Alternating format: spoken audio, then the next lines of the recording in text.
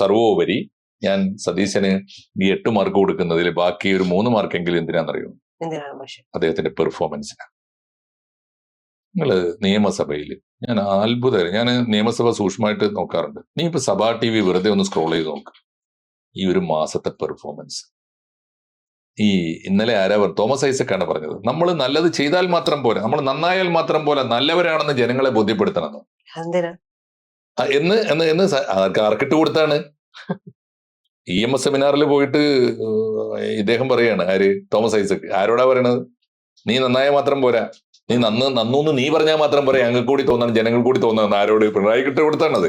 പക്ഷേ ആ പറഞ്ഞതൊന്നും സതീശന് കൊടുത്തു. സതീശനെ പറയുക മാത്രമല്ല, അത് ബോധ്യപ്പെടുത്താൻ പറ്റുന്നുണ്ട്. ഇപ്പൊ ഉദാഹരണത്തിന് ധവളപത്രത്തിന്റെ ചർച്ച വന്നല്ലോ. ധവളപത്രത്തിന്റെ കാണേണ്ടതാണ്, ക്ലാസിക്കാണ്. ധവളപത്രം ചർച്ചയിൽ അദ്ദേഹം ഒരുത്തൻ ഒരിക്കലേ മിണ്ടിയിട്ടുള്ളൂ, പറഞ്ഞതിന് ഷാർപ്പായിട്ട് മറുപടി പറഞ്ഞു. അപ്പൊ ആരോ പറഞ്ഞു ഇങ്ങനെയൊന്നും ആയിരുന്നില്ല പണ്ട് എന്നാരോ പറഞ്ഞു. KN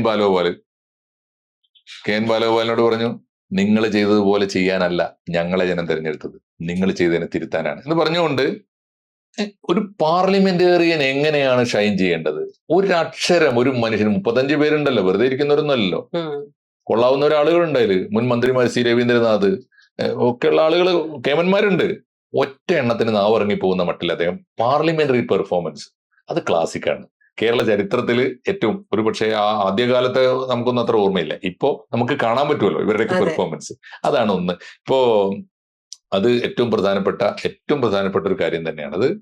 അതുകൊണ്ട് സതീശന് നമ്മൾ കൊടുക്കുന്ന മാർക്ക് ഈ പറഞ്ഞ ഘടകങ്ങളൊക്കെ. എന്നാലും ജനവിരുദ്ധമായ നിലപാടുകളിലേക്ക് അദ്ദേഹം പോവുകയാണെങ്കിൽ തീർച്ചയായിട്ടും നമ്മൾ മീഡിയ പ്രതിപക്ഷം നിൽക്കണം. ഞാനും പ്രതിപക്ഷത്ത് നിൽക്കും. പക്ഷെ ഇപ്പോഴത്തെ ഒരു സമയത്ത് അദ്ദേഹത്തിന് കൊടുക്കേണ്ട ഒരു മാർക്ക് വളരെ വളരെ പ്രധാനമാണ്. ആ പ്രധാനം, അദ്ദേഹം സോഫാർ 1 മാസം കൊണ്ട് ജനങ്ങളെ നിരാശപ്പെടുത്തിയിട്ടില്ല എന്ന് തന്നെ വേണം. നിരാശപ്പെടുത്തി എന്നൊക്കെ പറയുന്നത് ഒരു നമ്പറാണ്, വെറും തട്ടിപ്പാണ്, ഗിമ്മിക്കാണ്. ഇപ്പൊ നടത്തുന്ന സമരങ്ങൾ അദ്ദേഹം തന്നെ പറഞ്ഞൊരു വാക്കുണ്ട്, ഞാൻ ഇരുന്നിട്ടല്ലേ ഉള്ളൂ മനുഷ്യരെ, ഒന്ന് ചാരിക്കോട്ടെ. അപ്പൊ ഒന്ന് ഇരിക്കാനും ചാരാനും ഒക്കെ അവസരം കൊടുക്കുക എന്നുള്ളതാണ് നമ്മുടെ ഇപ്പോ സതീശനോട് കാണിക്കേണ്ട ഒരു ജനാധിപത്യപരമായ മര്യാദ. തീർച്ചയായിട്ടും.